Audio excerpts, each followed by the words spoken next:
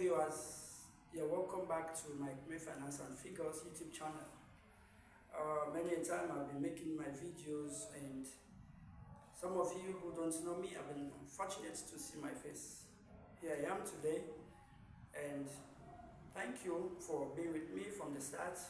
Thank you for viewing, thank you for watching, thank you for subscribing, thank you for liking and commenting. And I want to still encourage you that you keep doing what you're doing. I so much appreciate you. Thank you. So what do we have for today's video? Remember yesterday in our previous video we did talk about demand schedule and curve. Okay, so it's a continuation from that very video. So let us observe the question that we have here. Say a company has the following demand schedule for its product. We have the price list here and the related quantity demanded.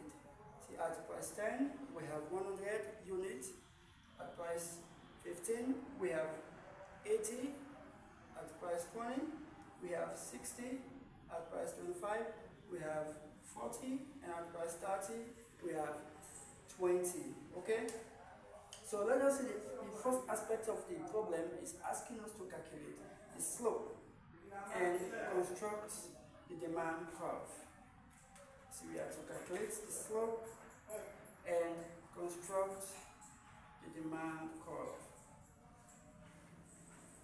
Okay, so another aspect, the last aspect of the problem is saying, so what type of price elasticity of demand is the above data? It's deliberate. We are going to use the concept of demand curve and schedule to solve problems of under elasticity of demand. Okay, so but we are going to use the concept of demand schedule to solve problems of elasticity of demand. So let us start. First of all, we want to calculate the slope. But remember, in our previous video, we said slope, it was given that slope is, say, delta Q, which is the change in quantity demanded divided by delta P, change in price. Okay, let us take two sets of prices and their related commodities, their related quantity demanded. So let's say at price 10, of course quantity demanded is 100, and at price, that is at price 10, quantity demanded is 100, and at price 15, quantity demanded is 80. At price 15, QD is 80. Alright? So let us follow this formula to derive the slope. Percentage change in quantity demanded. This can be percentage change in QD, all divided by percentage change in price. Alright, so let us assume this is price 1, this is price 2, this is quantity 1, and this is quantity 2. Alright, fine. So how do we get the change in quantity? It's the difference between quantity 2 and quantity 1. See, change in quantity is the difference between quantity 2, which is 80. Okay, let's get it from the formula Q2 minus Q1. Okay, so this implies Q2 is 80 minus Q1 is 100, and I believe this is negative 20. Okay, Then let's talk about the percentage change in price. We can get it as price 2, P2 minus P1. And P2 is 15 million minus P1 is 10, which is 5. Okay? So we can now use these answers to derive the slope. So therefore, slope is now equal to percentage change in quantity, which is -20, all over percentage change in price, which is 5. This should give us -4, okay? So this should give us -4. So fine. Please, I want you to follow the steps so that you can also grasp the concept, alright? Now, we have been able to answer the first half of the first part of the problem, that is the slope, calculating the slope. And let us go to constructing the demand curve. Okay, I hope it is clear, and I'm rubbing off.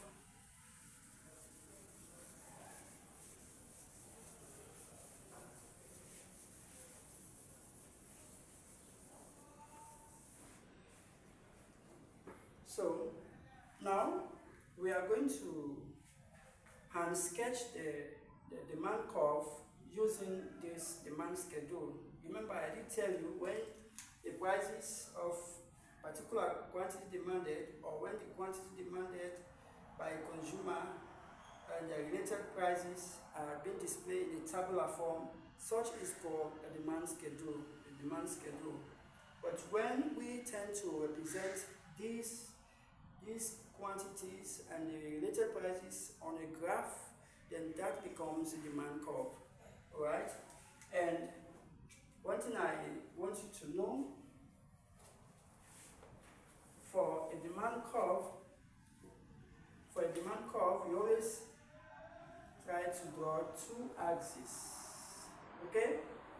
2 axes. This is called the price axis, and the currency used is leons. Of course, I'm proud of my country, and this is the price axis.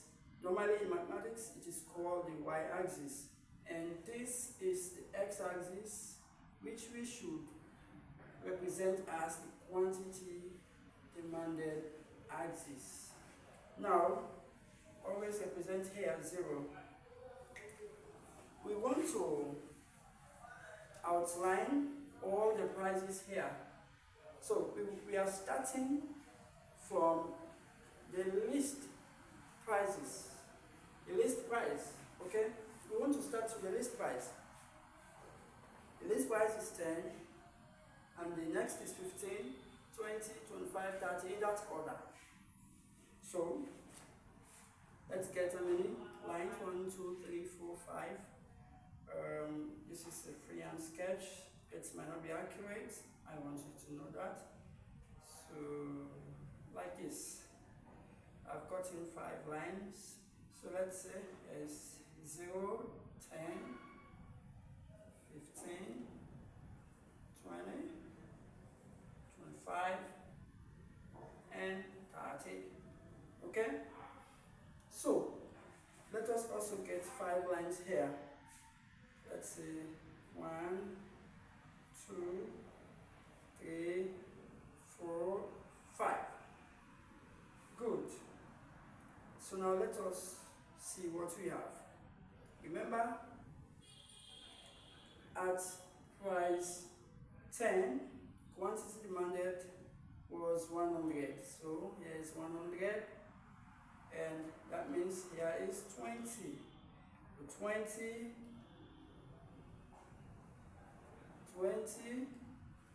40, in that order, 20, 40, 60, 80, and 100. 20, 40, 60, 80, and 100. So let's see, at price 10, quantity demanded is 100. This is following the normal law of demand. Let's say it's here.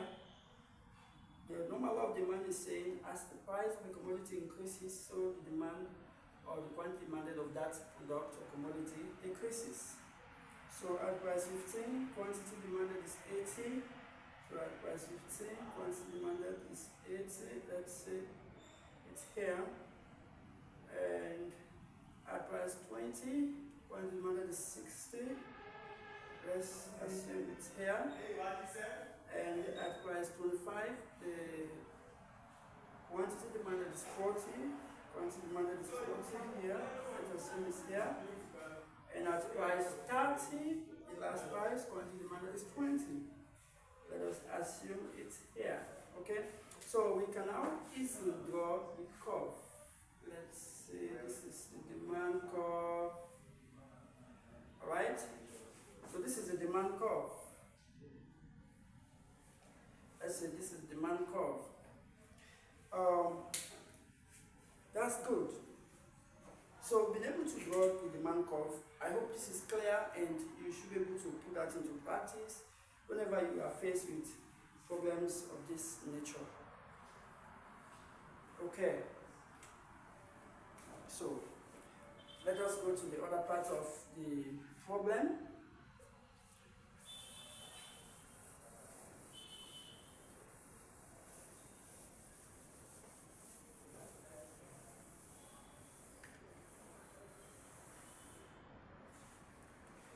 So if we should go back to our previous, remember we calculated the slope,